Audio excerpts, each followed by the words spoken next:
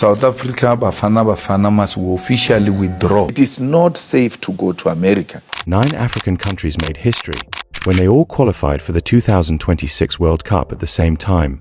And that's more African representation than any World Cup has ever seen. Fans from the continent were ready to pack stadiums, wave flags until their arms hurt, and turn every match into a celebration that the world would remember. Then, 4 months before kickoff, the United States government told 4 of those qualified nations that their players could show up, but their fans had to stay home. Senegal supporters, who'd followed their team everywhere for decades, suddenly discovered they were banned from entering the country. Ivory Coast fans got the same news. And across the continent, people started asking what the point was of making history if the people who got you there couldn't even watch you play. Before we break down how this happened, hit that like button, because what comes next shows you just how much power was really at stake. In December 2025, the Trump administration extended travel restrictions to 39 countries. Today, President Trump signed a proclamation to fully or partially suspend entry for nationals from 39 countries into the U.S. That previous list included 19 countries. Targeting what's called B2 tourist visas.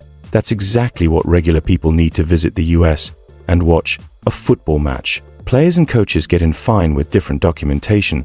But if you're a teacher from Senegal who saved for 2 years to buy World Cup tickets, you're not getting a visa no matter how clean your record is. The government says these countries have visa system problems. Too many overstays, security concerns that can't be vetted. Maybe that's true, but fans who did nothing wrong are being punished for problems they have zero control over. And the message it sends is impossible to ignore. Senegal's fans are legendary in African football.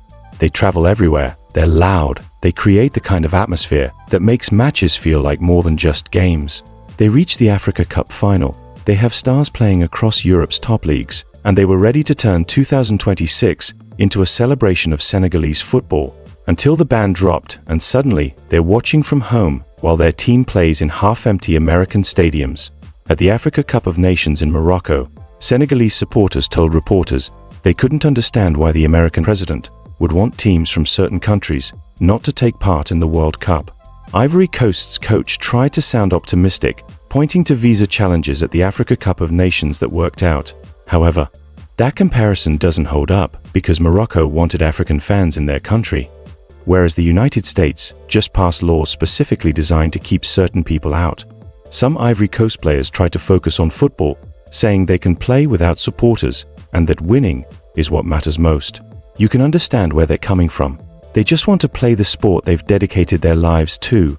They can't change immigration policy, but when they say they can play without supporters, they're essentially accepting a situation that shouldn't exist in the first place. On social media and in diaspora communities, fans are furious, not just disappointed but genuinely angry, because this isn't about logistics, it's about being told you're not welcome, that your team is good enough to entertain American audiences, but you're not good enough to be in the stadium cheering for them. The World Cup markets itself as the ultimate global celebration, where every country comes together and for a few weeks, everyone forgets about borders and just watches beautiful football. But when you block entire nations from attending, when you say your athletes can compete but your people aren't welcome, what are you actually celebrating? Let me shrink this down so you can see how absurd it really is.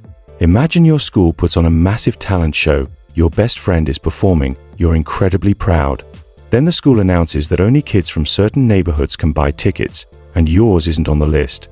Your friend still gets to perform, but you can't be there to support them because of a rule that has nothing to do with you personally. That would feel insane, right? That's exactly what's happening here, except instead of neighborhoods, it's countries. And instead of a school show, it's the biggest sporting event on the planet. This isn't even the first time sports and politics have crashed into each other this violently. In 1976, 28 African nations boycotted the Montreal Olympics because the Olympics allowed New Zealand to compete, despite New Zealand maintaining sports ties with apartheid South Africa. Athletes who trained their entire lives gave up their Olympic dreams, entire nations walked away, and the boycott worked. It put massive international pressure on apartheid and proved that sometimes refusing to participate is more powerful than showing up and pretending everything is fine. So the question is whether 2026 is going to be another 1976 moment. Will African nations coordinate a withdrawal, or will the anger fade as the tournament gets closer? So far, no federation has officially pulled out. The frustration is real, but it hasn't translated into coordinated action from the people who have the power to make that decision. Affected nations are scheduled to play some matches in Canada and Mexico, where visa restrictions don't apply the same way, so fans can still attend those games. Players have careers on the line, contracts, sponsorships, and dreams they've been chasing since childhood. Federations are looking at $10.5 million just for showing up, so walking away isn't a light decision.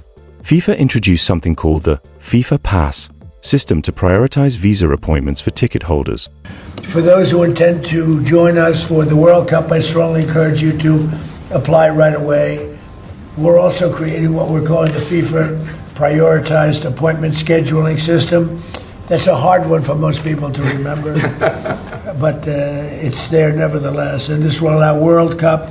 And the US deployed over 400 extra consular officers to embassies worldwide. They're framing this as accommodation, as proof they're trying to help. But the FIFA Pass doesn't change anything if you're from a banned country. It just speeds up processing for people who already qualify. If you're Senegalese without a visa issued before the cutoff, the pass doesn't help you. It just makes it faster to reject your application. Sports economists are asking the question everyone should be asking. How are we going to treat the black and brown people of the world who are simply fans coming to the United States to enjoy the World Cup? The answer isn't optimistic, and with enforcement getting more aggressive, many fans are deciding it's not worth the risk even if they technically qualify. FIFA is projecting $8.9 billion in revenue from 2026, the most commercially successful tournament in history. Broadcasting rights alone are worth $3.92 billion, sponsors add $2.69 billion, and ticketing brings in $3.097 billion. All of it depends on delivering a product that feels global, inclusive, that justifies the massive prices paid for access.